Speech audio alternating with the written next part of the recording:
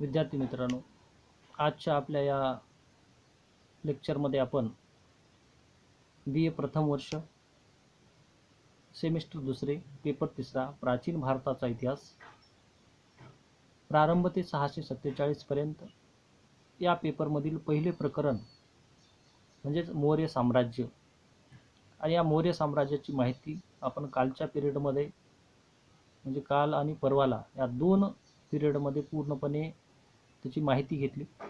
आज आपण मौर्य साम्राज्य आणि या मौर्य साम्राज्यावर आधारित जी आपली ऑनलाईन एक्झाम होणार आहे विद्यापीठाची, त्या अनुषंगाने आपण प्रश्न आणि त्याची उत्तरे या पिरियडमध्ये पूर्णपणे या प्रकरण क्रमांक 1 मौर्य साम्राज्याची समजून घेणार आहोत.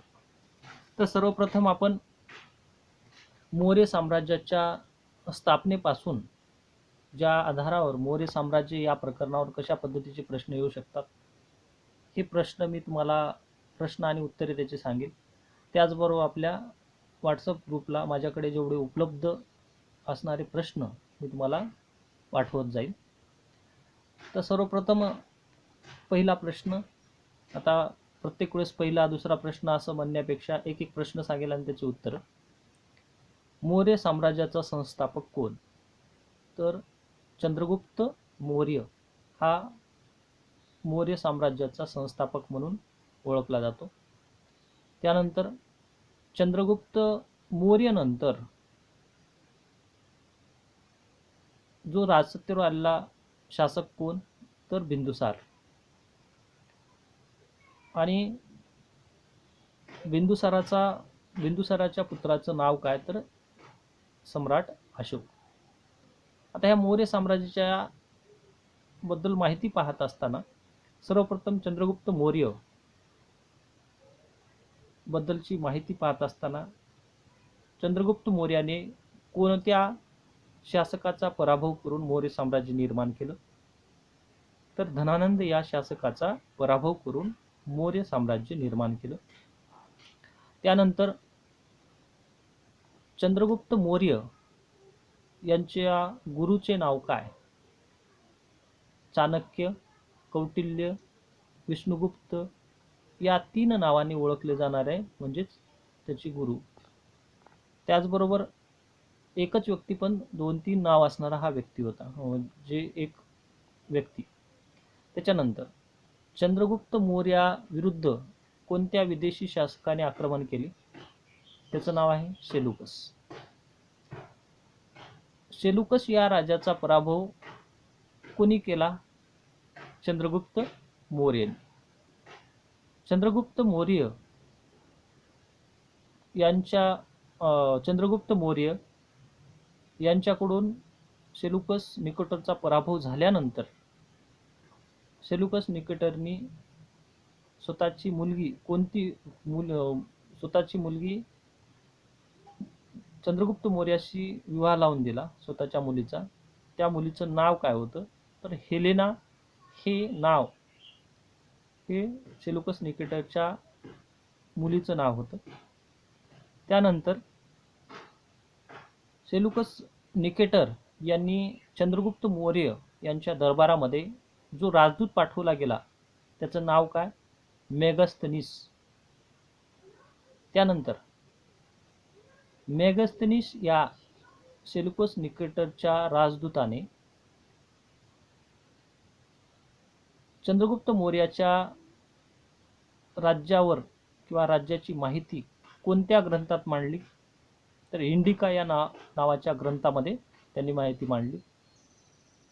त्यानंतर चंद्रगुप्त मौर्य यांनी कोणता धर्म अंगीकारला? तर जैन धर्म हा त्यांनी अंगीकारला. त्याचबरोबर चंद्रगुप्त मौर्य यांचे शेवटचे जीवन कोठे व्यतीत झाले? तर श्रवण बेळगाव. त्यानंतर चंद्रगुप्त मौर्य यांनी दक्षिणेमध्ये जो विजय मिळवला याची माहिती कोणत्या अभिलेखात आढळते, ग्रंथात, तमिळ ग्रंथात आढळते? तर अहनानूर आणि पुरनानूर नावाच्या ग्रंथामध्ये आढळते. त्याबरोबर चंद्रगुप्त मौर्य यांच्या मृत्यूनंतर मौर्य साम्राज्याची जबाबदारी किंवा मौर्य साम्राज्याची जबाबदारी कोणावर आली? तर बिंदुसार यांच्यावर मौर्य साम्राज्याची जबाबदारी आली. त्याच्यानंतर चंद्रगुप्त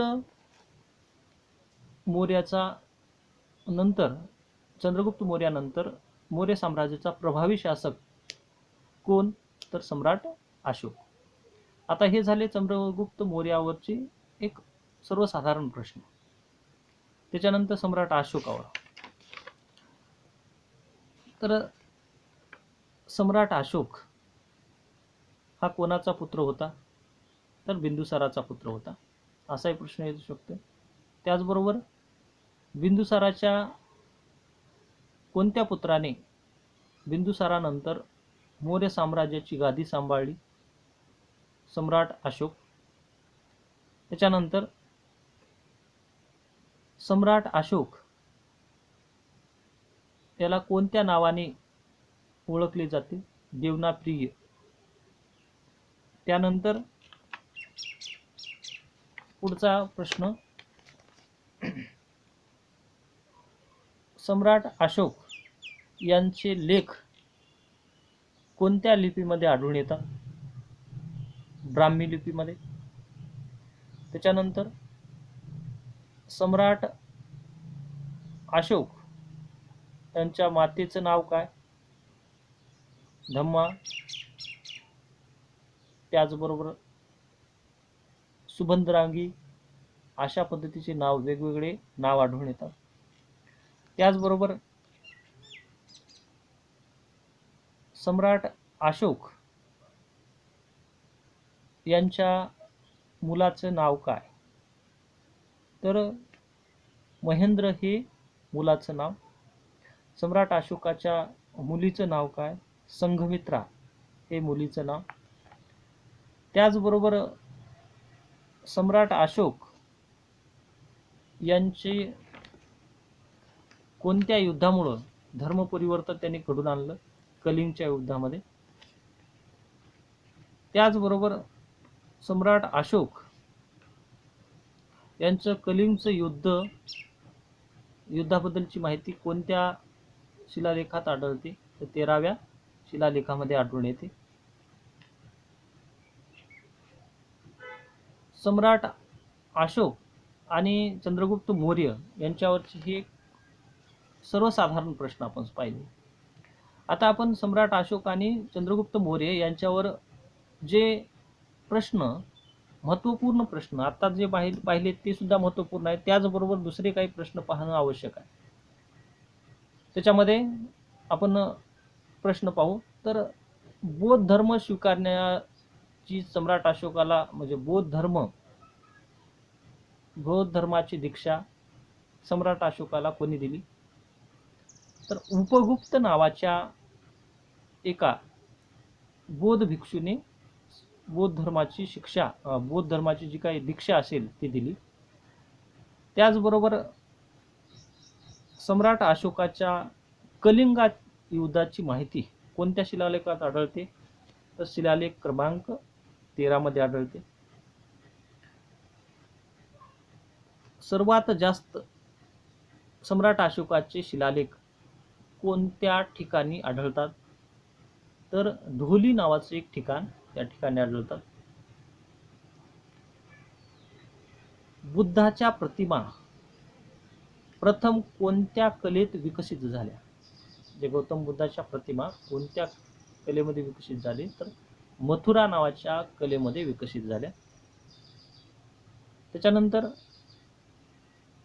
ब्राह्मी लिपीचे वाचन कोणी केले? म्हणजे बौद्ध काळामध्ये जी ब्राह्मी लिपी होती ज्या सम्राट अशोकाच्या काळात, त्या लिपीचं वाचन कोणत्या अधिकाऱ्याने किंवा कोणी केले? प्रिन्सेस नावाच्या अधिकाऱ्याने केले.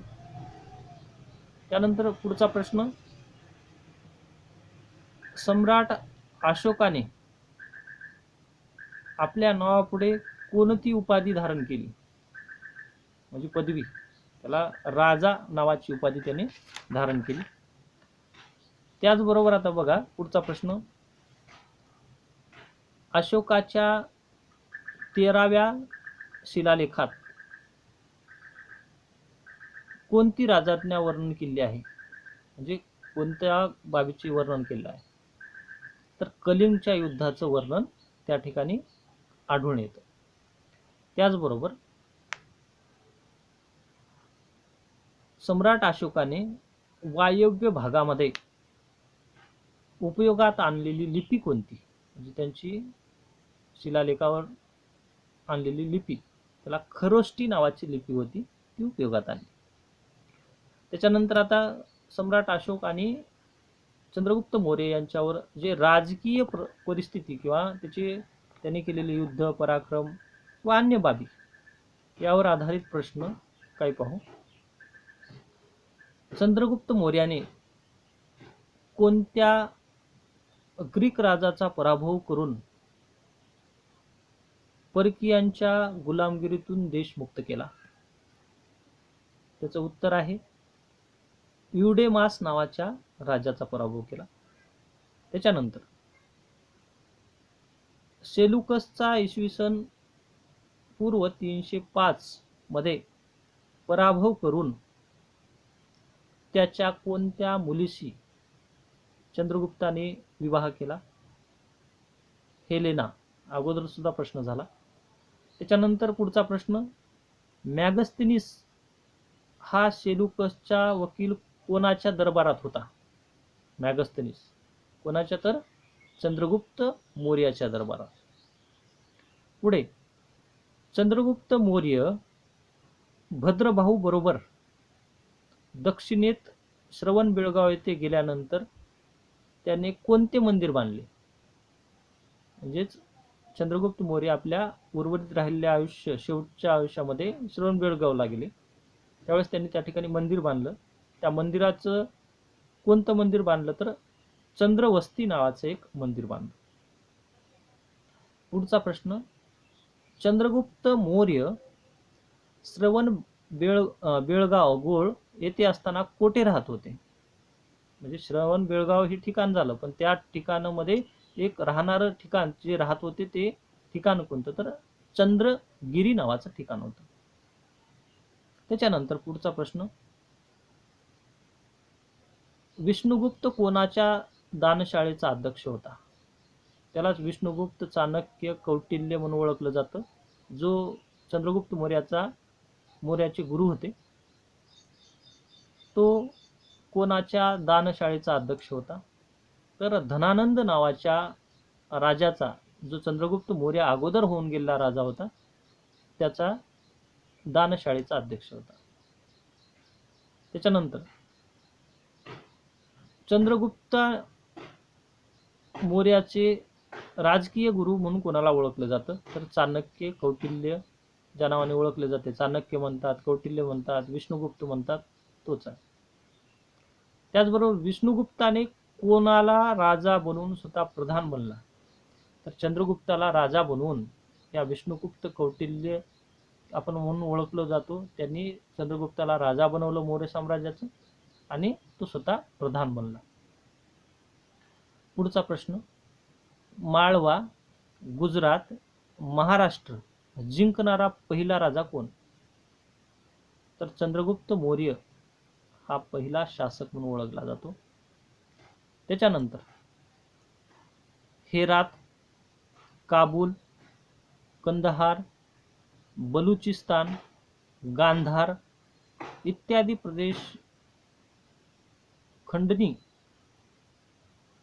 प्रदेशाची खंडणी चंद्रगुप्त मौर्याने कोणाकडून घेतली, तर सेलुकस निकेटर नावाच्या शासकाकडून घेतली. चंद्रगुप्त मौर्याचा प्रधान व भारताचा मॅकेव्हेली म्हणून कोणाला ओळखलं जातं, तर आर्य चाणक्य. पुढचा प्रश्न, कौटिल्याने कोणता ग्रंथ लिहिला, अर्थशास्त्र. त्याच्यानंतर सम्राट अशोकाच्या आईस उत्तर व दक्षिण भागात अनुक्रमे काय म्हटले जात होते? तर उत्तर भागामध्ये सुभद्रागी म्हणून ओळखलं जात होतं आणि दक्षिण भागामध्ये धर्मा म्हणून ओळखलं जात होतं. त्याच्यानंतर पुढचा प्रश्न, सम्राट अशोकाने साम्राज्य विस्ताराचे धोरणाचा त्याग करून बौद्ध धर्म कोणत्या युद्धानंतर अंगीकारले? तर कलिंगच्या युद्धानंतर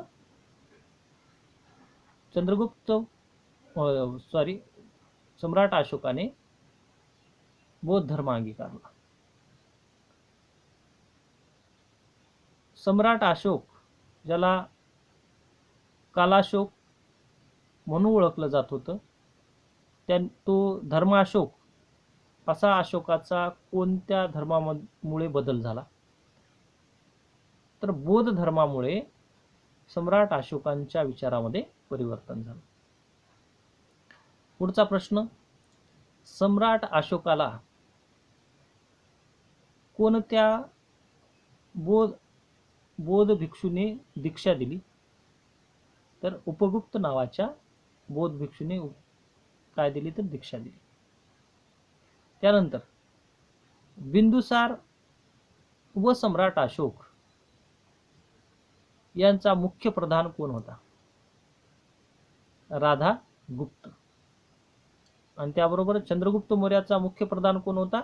तर कौटिल्य. त्याला चाणक्य किंवा विष्णुगुप्त म्हणून ओळखलं जातं. पुढचा प्रश्न, अहिंसा परमो धर्म असे म्हणून धर्मविजयाचे धोरण कोणी अंमलात आणले? तर सम्राट अशोक यांनी अहिंसा परमो धर्म या तत्वाचा अंगीकार केला. त्याच्यानंतर धर्म प्रचारासाठी सम्राट अशोकाने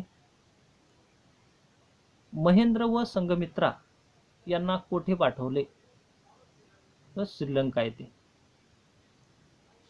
पुढचा प्रश्न, सम्राट अशोक यांनी बौद्ध धर्म प्रसारासाठी कोणत्या अधिकाऱ्याची नेमणूक केली? धर्म मात्र म्हणजे धर्ममात्र म्हणून एका अधिकाऱ्याची नियुक्ती केली. पुढचा प्रश्न, चंद्रगुप्त मौर्याने धनानंदाचा पराभव केला हे वर्णन कोणत्या ग्रंथात आढळते? तर मिलिंदपन्ह नावाच्या ग्रंथात हे आढळते. पुढचा प्रश्न, चंद्रगुप्त मौर्य व सेलुकस निकेटर यांच्यामध्ये जे तह झाला त्या तहाचं वर्णन कोणी केले? तर प्लुटार्ट याच्या ग्रंथामध्ये, मॅगस्थनीस नावाच्या त्याच्या इंडिका नावाच्या ग्रंथात आणि एपियानहस नावाच्या व्यक्तीने वर्णन केलेलं आढळते.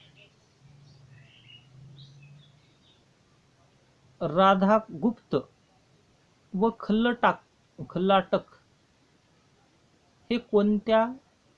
हे कोणाच्या काळातील अमात्य होते? सम्राट अशोकाच्या काळातील.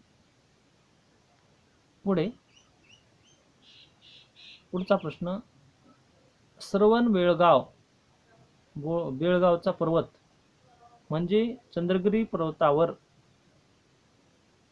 भद्रभाऊ गुफा व चंद्रवस्ती मंदिर असून त्यामध्ये किती चित्र आढळतात?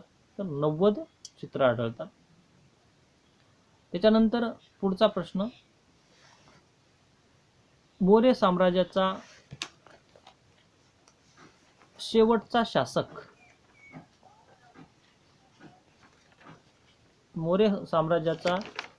शासक कोण होता? तर मौर्य काळामध्ये ज्या सम्राट अशोकाच्या कालखंडामध्ये चा विचार करता जे साम्राज्य चंद्रगुप्त मौर्य आणि सम्राट अशोकानं निर्माण केलं होतं त्या साम्राज्याचा जो नाश किंवा जो साम्राज्य होतं ते पूर्णपणे लयास गेलं आणि ते पतन झाल्यानंतर जो शेवटचा शासक होता तो शासक म्हणजेच सम्राट अशोकाचा जो शेवटचा शासक होता म्हणजे बृहदत्त हा मौर्य साम्राज्याचा शेवटचा शासक होता. त्याच्यानंतर बृहदत्त या मौर्य साम्राज्याच्या शेवटच्या शासकाची हत्या कोणी केली? तर पुष्यमित्र शुंग नावाच्या त्याच्या सेनापतीने केली. पुष्यमित्र शुंग यांनी मौर्य साम्राज्य नष्ट करून कोणती शासन व्यवस्था आणली? तर शुंग हे घराणं स्थापन झालं. त्याच्यानंतर पुढचा प्रश्न, तत्कालीन स्थितीचा आपण जर विचार केला तर आपण राजकीय प्रश्न आतापर्यंत समजून घेतलं. आता धार्मिक धोरण मौर्य काळामधलं जे धर्मासंबंधीचं धोरण होतं किंवा धर्मासंबंधीवर आधारित प्रश्न पाहू. सम्राट अशोक प्रारंभी कोणत्या धर्माचे उपासक होते? तर शिव धर्माचे उपासक होते. त्याच्यानंतर पुढचा प्रश्न, सम्राट अशोकाने कोणाकडून बौद्ध धर्म स्वीकारला? उपगुप्त नावाच्या बौद्ध भिक्षूकडून. सम्राट अशोकाने बौद्ध संघात प्रवेश केल्याचा उल्लेख कोणत्या शिलालेखात आढळतो? तर भाब्रू नावाच्या शिलालेखामध्ये हे आढळून येतं. त्याच्यानंतर सम्राट अशोकाने धर्म प्रचारासाठी धर्मयात्रा सुरू केली. सर्वप्रथम कोणत्या स्थळाला भेटी दिल्या?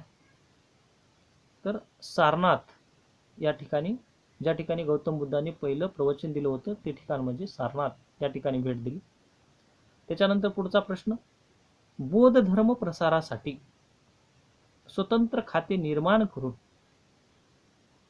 अशोकाने कोणता अधिकारी नियुक्त केला? धर्म महामात्र.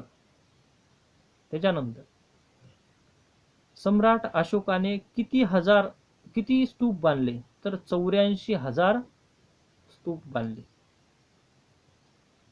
त्याच्यानंतर सम्राट अशोकाने आपली राजधानी पाटलीपुत्र येथे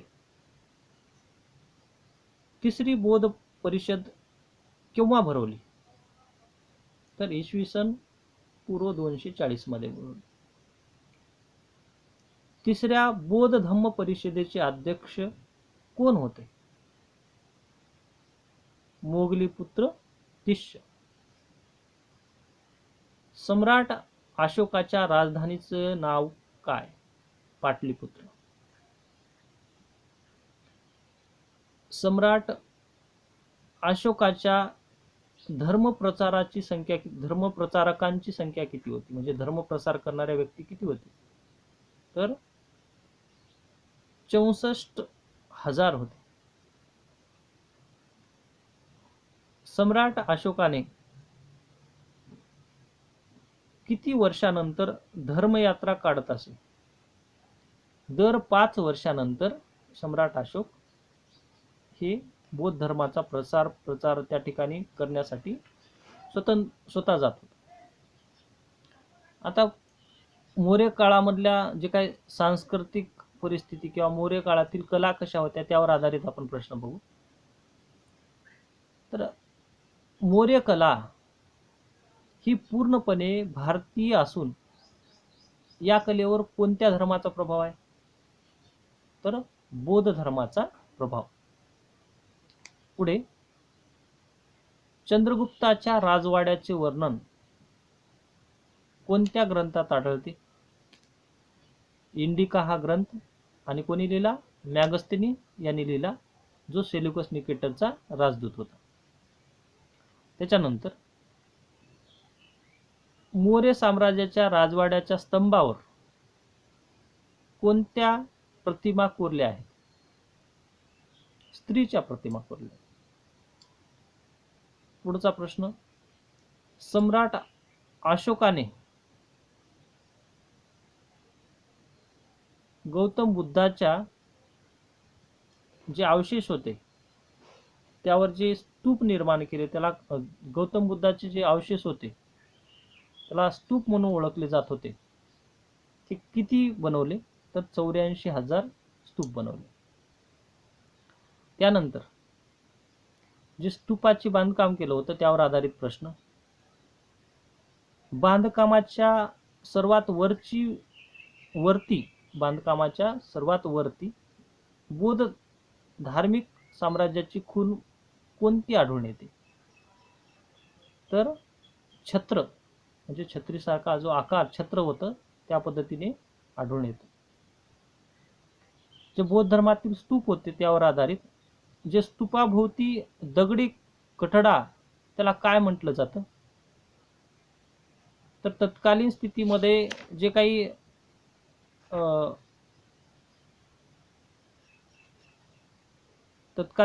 जे हर्विका नावाचं शब्द वापरला जात होता स्तूपाभोवतीच्या ज्या काही कठडा होता त्याला.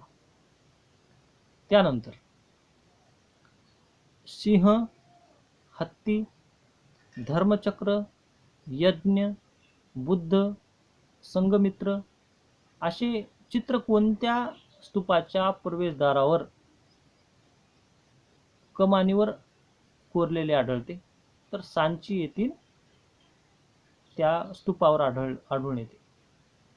त्याच्यानंतर पुढचा प्रश्न, पाटलीपुत्र शहर ही आर्यावर्ताची राजधानी होईल असे भाकीत कोणी केले होते? तर गौतम बुद्धाने. त्यानंतर पुढचा प्रश्न, जे सुदर्शन नावाचं तलाव जे चंद्रगुप्त मौर्याने निर्माण केलं होतं, सुदर्शन तलावाचे काम कोणत्या अधिकाऱ्याच्या नेतृत्वाखाली चंद्रगुप्ताने पूर्ण केले? तर पुष्यमित्र नावाच्या अधिकाऱ्याच्या नेतृत्वाखाली सुदर्शन तलाव पूर्ण केला. गिरनार येथील सुदर्शन तलावाचे बांधकाम कोणत्या शासकाच्या काळात झाले? तर कोणत्या? तर चंद्रगुप्त मौर्याच्या काळामध्ये. पुढचा प्रश्न, मौर्य काळात स्थापत्य कलेसाठी काय वापरत होते? तर दगडाचा वापर केला जात होता. पुढचा प्रश्न,